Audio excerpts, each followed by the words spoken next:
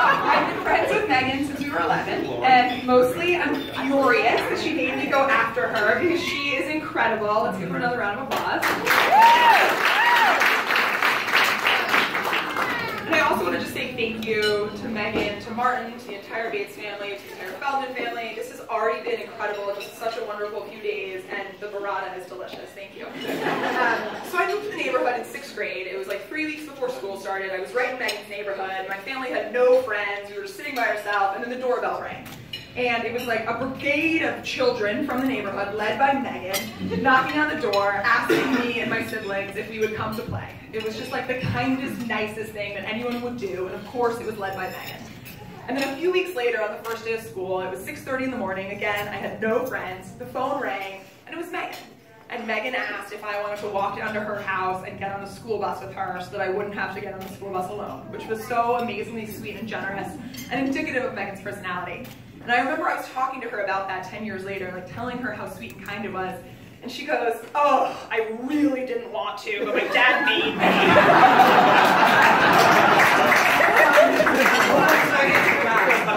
And I think it's clear that Megan learned so much generosity from her dad and her mom, who have taught her so well to be so kind.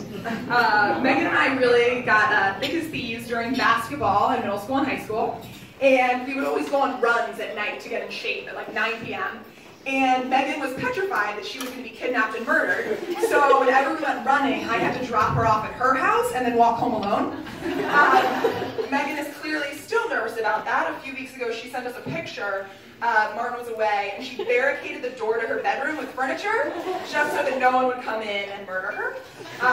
It's worked so far. Exactly. The other thing Megan was known for in basketball, her prowess on and off the court. But in the locker room, she would lay back on the bench and she would spit water up into the air and catch it, and that was her claim to fame. A lot of people talk about Megan's generosity and kindness, but I think it's also her quirkiness and ability to make everything fun. We both went away to college, and freshman year, I got this massive package in the mail. And it was a volcano. One of those volcanoes where you put baking soda in and then they explode, because she wanted me to throw a volcano party in my freshman dorm, and everyone thought it was the coolest thing ever, so thanks, Meg. And then junior year, we both studied abroad. I went to Spain and Megan went to London. I think maybe that's where she got her taste for British men. And again, just to reiterate, the kindness from Megan. I recently had a kid and I came back from maternity leave, and my first day back, my office and my desk was covered with pictures of me, my baby, my husband, pictures of Megan, pictures of Cheers.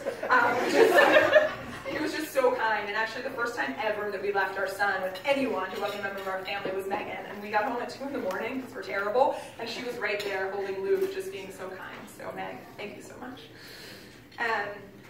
And the greatest thing is that Megan found someone as kind and generous, as hilarious as she is in Martin. And they're just, you guys are perfect for each other. You know, for example, like Martin, you cook, and then Megan watches you clean.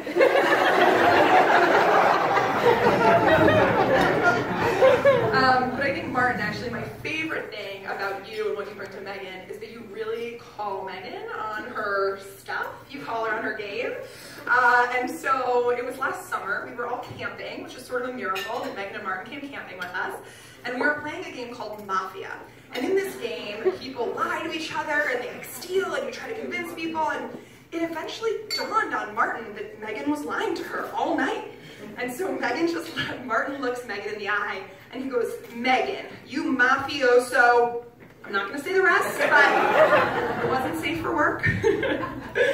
But in all seriousness, Megan, you have been my best friend for 23 years, and that's my favorite number, for so long, and I'm not losing a best friend or a generous friend or a kind friend. I'm just gaining like the most kind, generous couple that I've really ever seen. So let's raise a glass, everyone, and say thank you so much.